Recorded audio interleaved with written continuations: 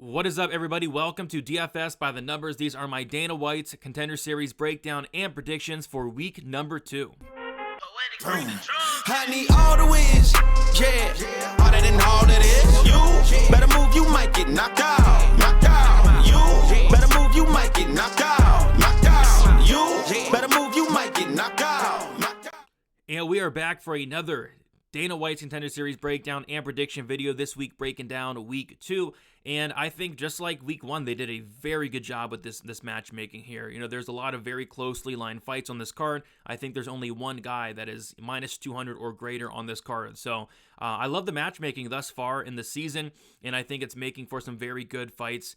And yeah, this is a very good card as well. So before we get into the picks, if you guys can please do me a favor, leave a like on the video, subscribe to the channel. If you do want to support me more, or if you do want some extra content, be sure to check out dfsbythenumbers.com. Doing a ton of stuff behind the scenes for DWCS. I'm posting my fighter notes, my best bet article, and then my betting breakdown video for DWCS. I did it on Tuesday last week, but it looks like all the props are out on a Monday morning, which is awesome. So it looks like I'll be releasing the fighter notes, best bet article, and betting breakdown video for DWCS week 2 on a Monday, which is very nice. So hopefully that keeps up, get these props out nice and early, and so we can beat some live movement there. So check that out. Yeah, other than that, be on the lookout for some 292 content, posting a lot of content throughout the week. Make sure you are subscribed so you don't miss out on all of that. But yeah, looking forward to breaking down this card. And I say we get into it, and we're going to start with the first fight of the night. And we have a good one. Kicking it off, we have Cameron Smotherman going against Charalampos Grigoriou. We'll start with Cameron Smotherman, who is 26 years old, 5'9", 8-3 and 4-1 in his last 5 fights.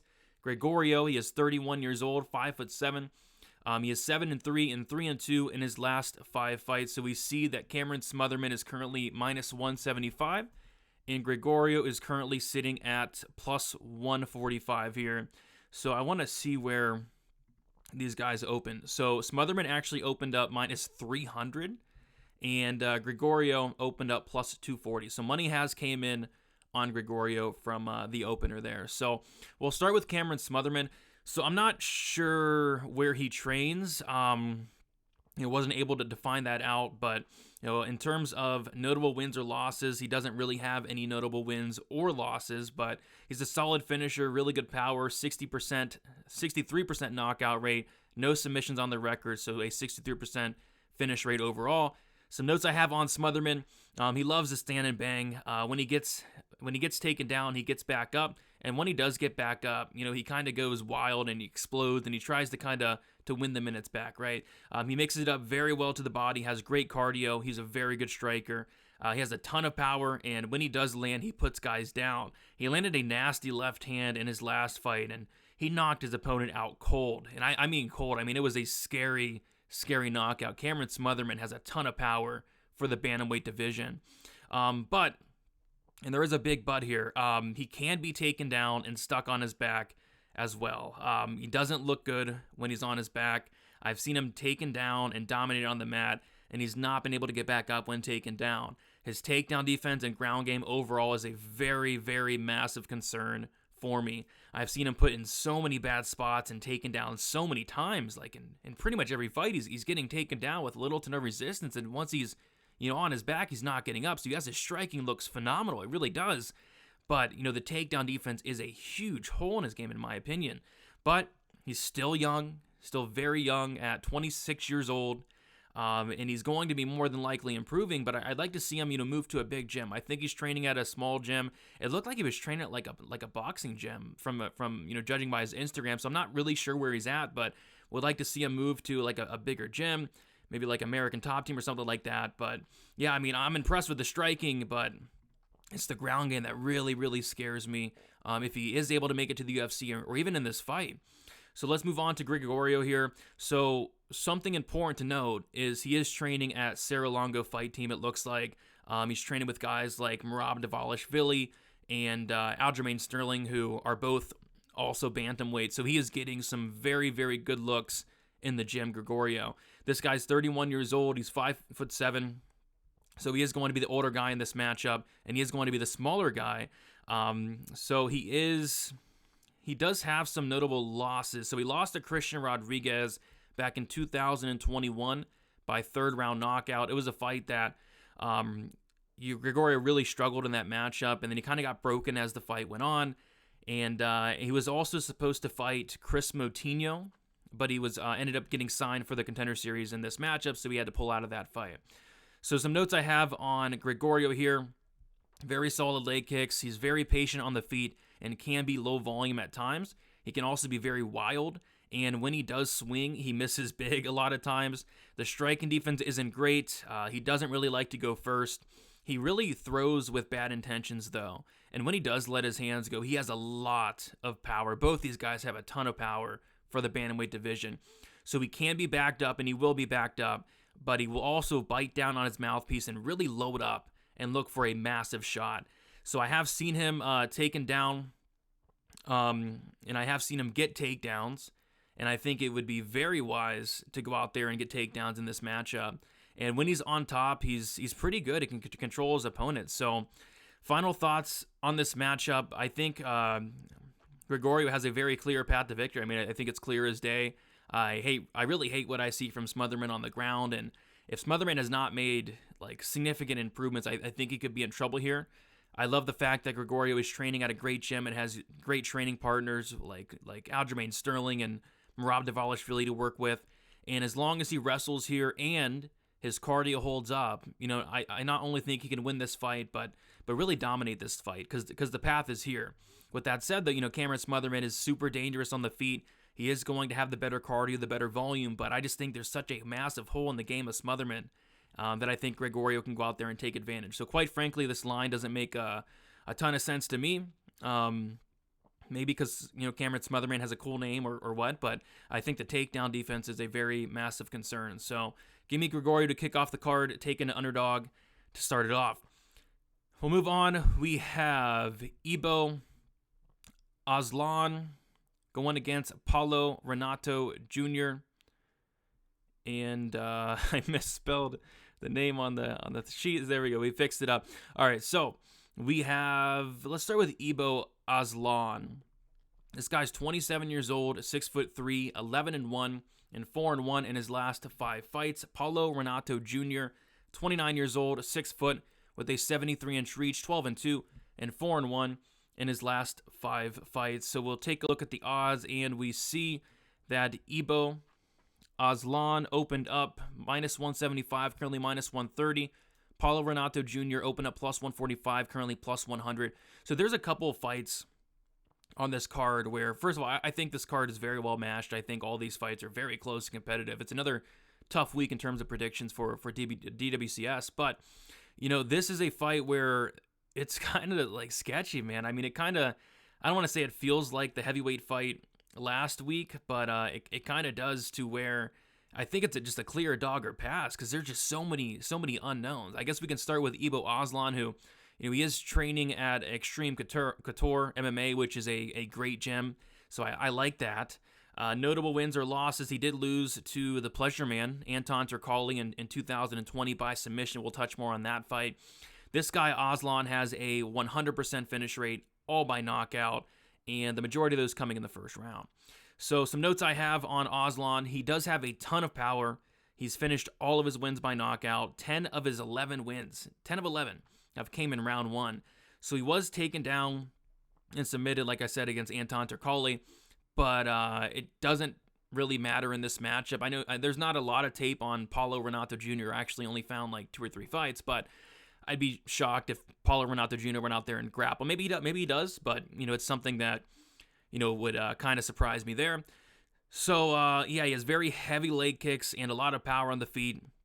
He is going out there and finishing these very low-level guys, which is nice to see. There's not much tape on him extended at all, but I will say I did go back and watch the Turkalj fight. He looked like done in the second round. Like he looked like gassed out, like bad, and Turkalj took him down and submitted him shortly after. So I have serious concerns about what happens if this fight reaches the second round for Ibo Aslan. Apparently he does have like a 3rd round knockout. I was not able to acquire footage of that 3rd round knockout, but Just seeing, his body language in the second round, early second round in the Karali fight is something that really kind of scared me in this matchup for him. So there's massive question marks really on both guys, but, Aslan here, what happens if this fight reaches the second round? I love that he's training at a great gym in Extreme Couture, but the cardio really worries me here. He is so dangerous, though, and I don't think Paulo Renato Jr. is great, so maybe he's okay here. We'll have to see. As far as Paulo Renato Jr., he's training at Infinity Fight Team. This is a guy who lost to Jamal Pogues last year on the Contender Series by decision. It was a fight where Renato Jr. is a guy that came in at heavyweight, and it was a weird fight because this is a guy in Renato Jr. that has fought at like welterweight before. So he came in, fought at heavyweight against Jamal Pogues. Awful fight. I mean, it was a terrible fight. Nothing really happened. Went the distance, and it was actually like close and competitive. I remember being like super high on Jamal Pogues in that matchup, and it was a lot closer than it really should have been, in my opinion. So yeah, this guy's fought at welterweight, he's fought at middleweight, he's fought at light heavyweight, he's fought everywhere, right? He went the distance though in his last fight, not his last fight, but in the Contender Series fight against Jamal Pogues, and I think that's something to definitely mention here. So Paulo Renato Jr., at the very least with him, I know he can go 15. I don't want to say hard minutes because nothing was hard about that Jamal Pogues matchup, but he can go 15 minutes and not completely die of exhaustion, whereas Aslan, I kind of have some serious concerns. There is very little to no footage of him, though, outside of the Pogues fight. And like I said, the Pogues fight, it really doesn't tell you much other than he can go 15 minutes without having a heart attack. I did see like one of his fights when he was like a welterweight, but that literally tells you nothing. That's 2 weight classes down in this matchup. So in terms of finding footage of this fight as a whole, it was kind of tough to do. But like I said, at the very least I could take away from the Pogues fight is the fact that he could go 3 rounds, and I think that's important here. I know that some people are, but I'm not high on Jamal Pogues at all, and I think after the last fight Pogues had against Mick Park, and I think I'd be shocked if anybody was high on Pogues at this point, but maybe some people still are. He was very competitive with Jamal Pogues, like I said, and in that, if that you take that for what it's worth. So, yeah, there's a lot of unknowns here with Paulo Renato Jr. and Ibu Aslan, but it's a close fight. I see why this line's coming down. I don't think anybody should be favored in this fight, quite frankly. So, final thoughts on this fight for me. This is a very tough fight to call. In my opinion, it's probably the toughest fight on this card to call. I couldn't be any lower on Paulo Renato Jr., but at the very least, he has shown the ability to go more than 5 minutes, which is it's important to go more than 5 minutes, whereas Aslan hasn't really shown me that. So if Renato Jr. is able to survive here and survive the first 5 minutes, I'm very confident that he'll win this fight. It's just surviving the first 5 minutes is going to be a challenge. I've been going back and forth on this pick, but I think I'm going to go with Paulo Renato Jr. He's never been knocked out for what it's worth, so I've seen no signs of bad durability. So give me Paulo Renato to survive the first couple minutes. I expect Aslan to completely gas out, and give me Paulo Renato Jr. to finish this guy in the second or third round. But I'll be honest, Aslan is very dangerous, very dangerous early. But I just can't trust him if this fight reaches the second round. So give me Paulo Renato Jr. Take another upset, I guess. Moving on, we have probably my favorite fight on the card. I'm really looking forward to this one.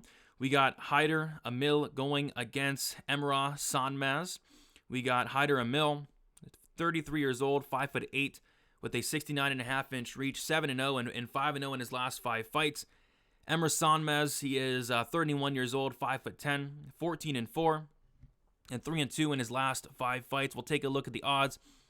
We see that Hyder Amil opened up -250, currently -165, and Sonmez opened up +200, currently +135. So another decently lined fight for this matchup, close odds. So Hyder Amil, I think he's training at El Nino Training Center. Notable wins, losses for him. He did beat Chase Gibson who Chase Gibson is somebody that fought on the Contender Series a couple years ago. And Hyder Amil, pretty good finisher, 70% finish rate overall. The majority of those coming by knockout, 56%. A couple submissions mixed in there as well with a 14% submission rate. So some notes I have on Hyder Amil. This guy's very aggressive on the feet and throws with very bad intentions. He's willing to eat one to give one in there. He walks forward, and this guy just wants to bang.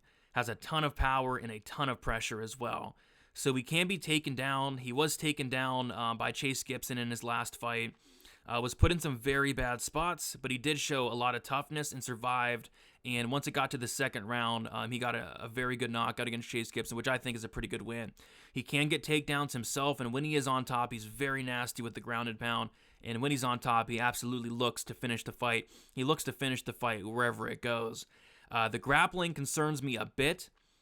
But there's no doubt about it. This guy is the definition of a dog. Like, you have to kill this guy to get him out of there. This guy is someone that will absolutely fight for your money.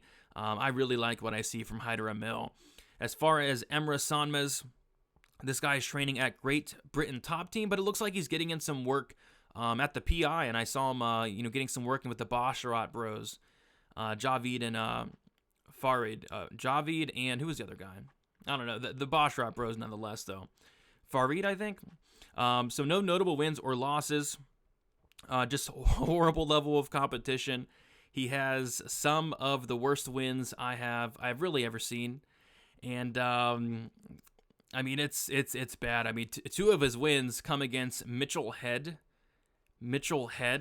who is now 0-11 as a professional fighter. So I mean, if you take out the wins against Mitchell Head and don't count those, I mean this guy his record looks a lot worse at 12-4. So I mean there's a lot of fights on his record that, quite frankly, just aren't too impressive to me at all. So some notes I have on Sonmez. This guy tries to get the fight to the mat early and often. This guy's a chain wrestler who constantly gets the fight to the mat. He swings big punches just to close distance. He will do everything in his power to get the fight down to the mat. He doesn't look like the best wrestler, but he is relentless, and that is something I do like to see. The grappling looks pretty solid when he does get on top. Once he is able to secure position on top, he does stay there for the rest of the round. So his takedown defense doesn't look great himself at all, and his ground game off his back does not look great. And I also don't think he has the best cardio, and that is a concern for the fighting style he has. Final thoughts, I was very impressed with Amil. I thought at first it might be a bad matchup for him because he can't be taken down, and maybe it could be a bad matchup, at least initially. But like I said, this guy has that dog in him. If he's able to stuff some of these takedowns here and make Sonmez work, I think he can break him in the second or third round. I don't think Sonmez has fought literally anybody legit at all. And whenever he does fight somebody, somewhat legit, he does tend to lose. So I like Amil to survive the grappling exchanges when it is on the feet, and I think he styles on this guy here and finishes him in the second or third round. Sonmez, I don't know. This guy kind of sketches me out. I'm not sure he's that great, but we'll have to see. All right, so I'll say officially, Hyder Amil, second round knockout. Moving on. Oh boy. We have Eduarda Moura. They call her Ronda. I mean, she calls herself Ronda. I don't know who's calling her that, but she calls herself Ronda, going against Janauna Silva. We'll start with Ronda, who is 29 years old, 5'6", 8-0, 5-0 in her last 5 fights. Silva, she is 31 years old, 5'1", with a 63.5-inch reach, 5-0, and 5-0 in her only 5 fights. So Ronda, she is training out of Paulo da Luta. It's out of Brazil, as far as I'm concerned. No notable wins or losses. She has not fought great competition at all. She's a really good finisher, though. She's finished all but one of her wins. A knockout rate of 38%, a submission rate of 50%, for an overall finish rate of 87%. So some notes I have on Ronda. There's not a lot of footage available on her. I mean, I think this was probably the toughest fight to find footage of these two. There was only one pro fight I could find, actually, of Ronda. and she's not faced great competition. Like I said, most of her opponents didn't have any wins whatsoever. She does seem very physically strong, though, and she is able to bully her opponents and get them down to the mat. She can be reversed and does make mistakes on the mat, and she does go for a lot of submissions when the fight is on the ground. She is dangerous on the ground and has finished half of her wins by submission. On the feet, she throws with very bad intentions, but she's primarily looking to get this fight down to the mat as far as I'm concerned. I think her strength and physicality could be enough to win her this fight.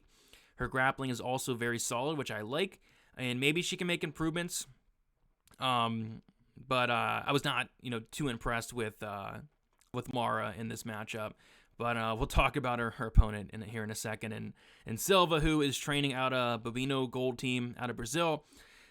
No notable wins or losses, but she did get a win in the LFA promotion last year for what it's worth. She has a knockout rate of 40% and no submission, so an overall finish rate of 40% there for her. So some notes I have on Silva. So she is very, very undersized here in this matchup. She's 5'1". She's going to be at a 5-inch height disadvantage, but she's jacked. I mean, she's looking like Ariana Carnelosi out there. She has a lot of power. Her striking looks solid, and she should have the striking advantage here for sure. Unless, Moura goes out there and surprises me, but I think Silva should have the striking advantage here. She's very patient, very low volume, but she picks her shots, and when she does land, she lands with power. Cardio seems to be solid. She will always be coming forward, and she's very tough, and she's willing to get into the fire to land a big shot. She has real power for the weight class, and she's dropping fighters, and she is knocking them out. Very, very strong in the clinch. She will go for takedowns, but she'll probably want to remain standing in this matchup. So this is kind of what scared me here with Silva. So in the very limited footage I watched, so I saw her get taken down and stuck on her back, and that really scares me in this matchup. And then after she got taken down, she was on the ground, not for a long time at all, but she got taken down. And the ref stood them up for no reason. It was probably one of the quickest stand-ups I've ever seen in my life. I'm not sure if what happened or why the ref stood him up, but she was stuck on her back until the ref kind of bailed her out in that fight and stood her up. So I don't know if that's a hole in her game or what, but yeah, I saw her get taken down and controlled, and I didn't like what I saw when she was on her back. And if Ronda Moura is able to get this fight down to the mat, she might be able to have success and win minutes. So. Final thoughts on this matchup, this fight, definitely gave me a little bit of a headache. There's not a ton of information here on either side. I really like the pressure, the striking of Silva and the power, but I did not like seeing her getting taken down and stuck on her back. So if Moura can get her down, she'll be able to win minutes here and potentially moments. I think both fighters are very, very physically strong, but I feel like Moura can be the one to take this fight down to the mat, win the minutes, win the moments, win the grappling, and get the win here. So I'm going to say Moura wins this fight. I know she's a finish. I'll say decision. Decision win for Moura, just getting the takedowns and winning some minutes on top there. All right, next we have the main event, and a very good main event it is. We have Abdul-Kareem Al-Selwady going against George Hardwick. We'll start with Abdul-Kareem Al-Selwady, who is 28 years old, 5'7", with a 68-inch reach, 14-3 and 4-1 in his last 5 fights. And I don't think I even brought up the odds in the last fight, but it's probably for a good reason. Nobody should be betting on that Moura Silva fight. George Hardwick, he's 26 years old, 5'9", 12-1 and 5-0 in his last 5 fights. Let's take a look at the odds here. We see that Hardwick opened up minus 550, currently minus 330, making him the biggest favorite on the card. Abdul-Kareem Al-Selwady opened up plus 400. He is currently plus 255. So we will start with Al-Selwady. This guy is training out of Fortis MMA. This is a guy that, in terms of notable wins or losses, he did beat Lucas Martins, who did fight in the UFC, but it was due to injury, and I was not able to watch that fight and really see what happened. So he has an overall finish rate of 72%, good finisher, 56% by knockout, 14% by sub. So he does train at Fortis MMA, like I said, which is a very good gym, a gym that I do like personally. This guy's very physically strong, but the massive concern I have with Al-Selwady is durability. Durability for Al-Selwady. This is a guy that in all 3 of his losses, they have came by knockout, which is something that kind of scares me here in this matchup. On the feet, he's very patient and takes his time, but he doesn't have too much of an interest to strike in there, and I don't think he's going to have too much of an interest to strike against George Hardwick. So he is looking to take the fight down to the mat. He's very relentless with the takedown attempts. He uses a ton of strength and energy, though, to get takedowns, and he just throws guys down at times. And this guy is super strong. Once he gets the fight down to the mat, he's very good control, able to get into dominant positions. His cardio is great. I mean, it's kind of surprised me, like, for the way this guy fights, for the amount of energy he's using in some of these takedowns, like the strength he's using, like his cardio looks good. He was able to go 5 rounds, did slow down a tad, in the 4th and 5th round, but was able to go the full 5, no problem. I think in a 3-round fight, yeah, his cardio is going to be good. So yeah, that was very nice to see on the Al-Selwady side. As far as George Hardwick, I believe he's training out of Middlesbrough Fight Academy out of England. This is a guy, in terms of notable wins or losses, he beat Kyle Driscoll, who was able to get a win on the Contender Series a season or 2 ago. And he's fought some solid competition in Cage Warriors. I believe this guy is the lightweight champion. And I think he's been the lightweight champion for a couple fights now in Cage Warriors. So this guy is, pretty well-known guy. And I think that's why we might be getting him at, this big of odds at minus 330 here, the more well-known commodity in George Hardwick. So, Hardwick, decent finisher in his own right. The majority of those finishes come by knockout, 42% finish rate by knockout for George Hardwick. And then he also has some submissions on his record as well. Good submission game. This guy is super well-rounded, 25%. So this guy pressures early, comes forward with a high guard. The pressure is great, but can be low volume at times. Definitely needs to let his hands go. Good leg and body kicks, very, very sneaky power. And when this guy smells blood, he goes all out for the finish. He will let off on combinations when his opponents are backed to the cage, and he has very good knees to the body as well that I like. He just attacks the body very well overall, and I've seen it finish multiple guys with a body shot. His pressure breaks people, and that's something I really look for and something I really like. Cardio is not an issue for this guy. So he has shown very good takedown defense, which is going to be important in this matchup. And he also has a guillotine that he goes to, which his opponents need to be very wary of, and Al-Selwady will need to be very wary of that, and I think he will be. But if he can stuff takedowns here, he probably looks like a massive favorite. I mean, if he can stuff takedowns, it's not even going to be close in this matchup. But he slowly breaks guys down, finishes them as the fight goes on. And like I said, cardio is no big deal for either of these guys. I think both these guys can go 15 minutes if need be. So, final thoughts on this matchup. We have a striker versus grappler matchup. To be honest, I was impressed with both guys here. So, and I lean Hardwick, but I'll be honest, I think this line surprises me a little bit, because I think Selwady, not only do I think he's pretty good, but I do think he has a path to victory as well with the wrestling. This guy can wrestle pretty good. I think he can, Al-Selwady can win minutes here, potentially on the ground, but if Hardwick's able to keep this standing, he's probably going to hurt Al-Selwady, and he's probably going to knock him out. If I could trust the durability more of Al-Selwady, I might pick him here as a big dog, but I can't. This guy's been knocked out 3 times, and if Hardwick's able to stuff these takedowns, which I think he'll be able to stuff a lot of them, or if he gets taken down, get back up, and once this fight is on the feet, which I do think, there will be a lot of moments on the feet in this matchup. I just see at some point Hardwick lands a big shot and puts him out. So, I don't want to be questioning your durability against a guy like Hardwick, who is very dangerous, mixes it up very well, has sneaky power. So I got to go with George Hardwick here, and this guy's super young. Both guys are, but Hardwick only 26 years old.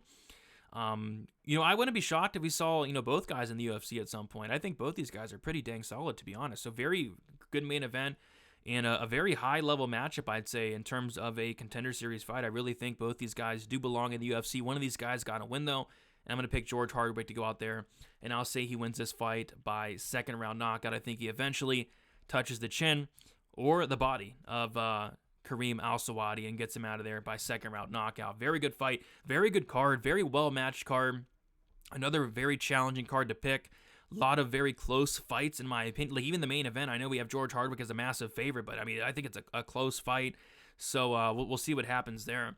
So thank you all for watching. If you guys could do me a massive favor, like the video on your way out, subscribe to the channel, and then also be sure to check out dfsbythenumbers.com. Like I said, we got props out early on a Monday morning. I'm recording this early Monday morning. We got some props out, so expect the best bet article and the betting breakdown video for DWCS to drop on the website sometime on Monday, which is awesome. I'll also be posting the fighter notes as well for anybody interested. And yeah, other than that, best of luck. DWCS Week 2 should be a very, very fun card. Enjoy it. I know I will. And best of luck, guys. We'll talk to you very soon, and we'll see you later. Peace.